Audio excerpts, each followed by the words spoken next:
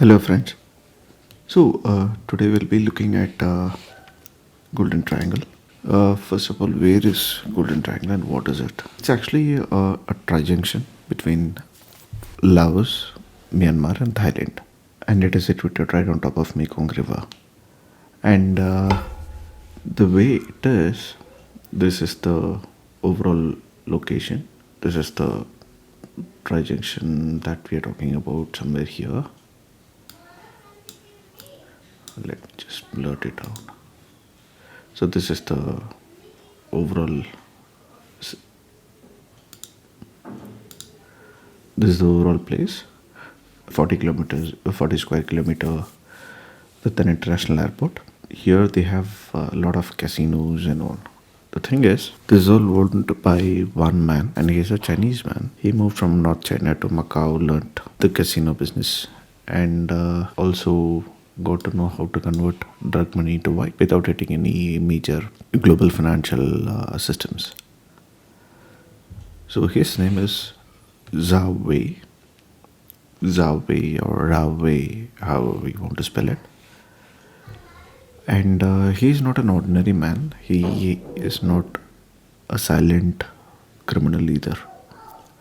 He has been listed as most wanted by UNODC, which is an organization within UN.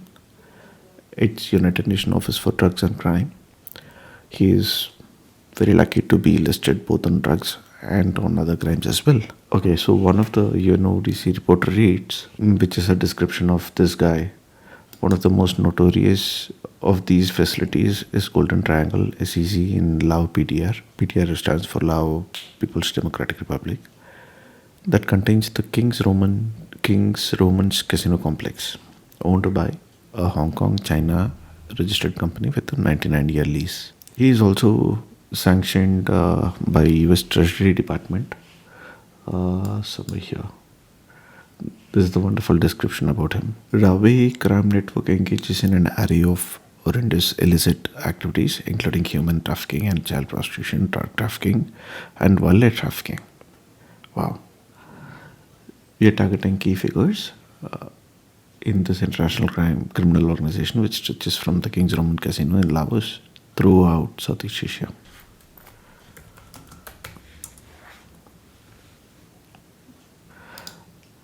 This is the one.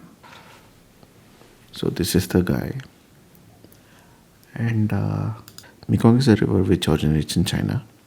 It flows all the way from China and then flows into Laos, Thailand, Cambodia, then into Vietnam. So anyone who controls Mekong also controls all the major economies of Southeast Asia. Now the problem is Mekong has already issues with water sharing and all those things. Okay, we'll do an episode separately on Mekong. But here, what is happening is this particular trijunction. This is a choke point, which is very key to trigger all antisocial activities, anti-national activities in India, sitting right here. I mean, in northern Myanmar, Burma, in which is there are like a limited government per se, but you have a lot of rebel armies which are fighting the Myanmar government. So all these areas are going to be very critical. So let me just blow it up. So this is the area that we're talking about. Now this entire region is going to get affected because of this particular drug trade and this thing. Why this place? Because this place is very fertile, and also there is like limited monitoring, quite a gray area of sorts. And these areas are like very rough terrain, not easily accessible either that ways. And also it's a strategic outpost for China. It's sandwiched between India and China. So this is very go-to place for drugs. And this has been happening since long, and it has a history. It's part of the traditional drug route.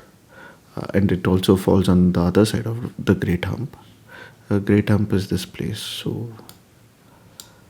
So the Stillwell Road goes somewhere here. Right, Margarita.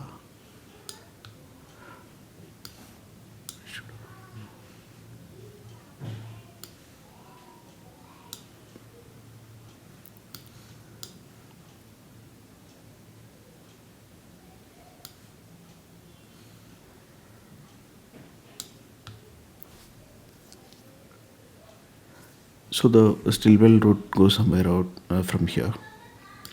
Then you come on the other side of the hump. You have this fertile land. You get everything. You get adequate rain, sunlight, everything. That way, this is very good. And also, like once it's money, then you have everything. So once this is sealed, China can easily access the Sitwe port overland, bypassing entire Malacca Straits dilemma. And also, they don't need to invest on this canal that they were planning across Thailand, cutting across Thailand. That also they don't need to do. So it's a double whammy. You control the waters, you control the region, you control India. You can't get into you secure an access to your mainland, Kunming.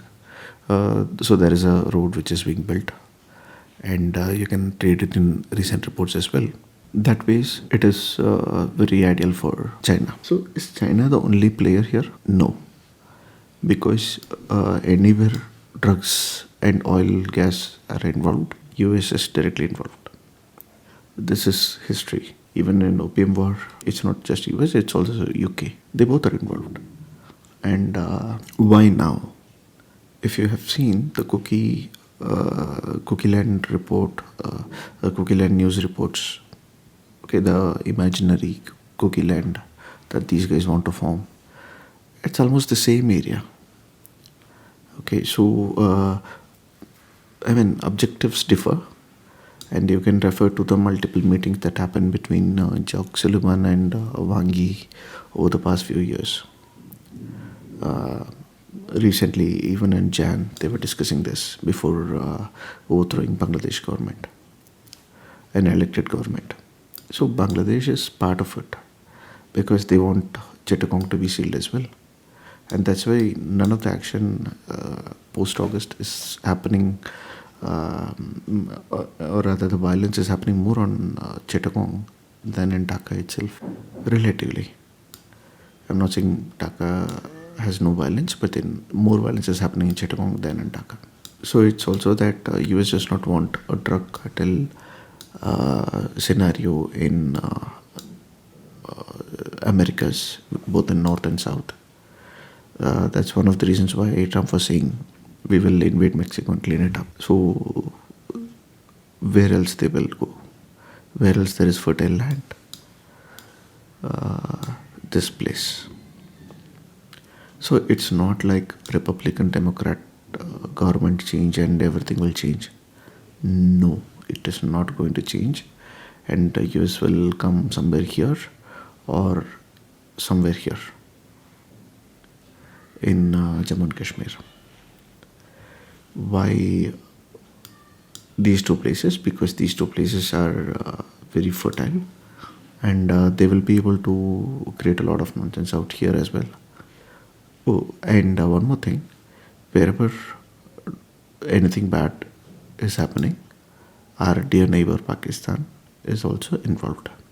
Likewise, in this Myanmar, Laos, Thailand, Pakis are invested heavily. We have also seen reports of digital crimes, scamming operating from this particular area, the same golden triangle. And also Pakis are very good in, or rather, just in case if you don't know, there are Pakistani banks which are operating in deserted cities of North South America.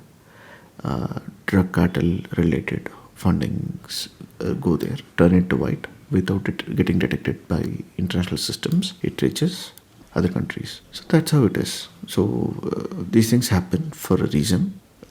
This South Myanmar is actually a bit under government control, though they are trying. It's not that they don't want to go all the way down to this, but it is not possible right now for them. It's becoming a bit difficult for them to go there. So that ways, the entire Southeast Asia is getting affected due to this.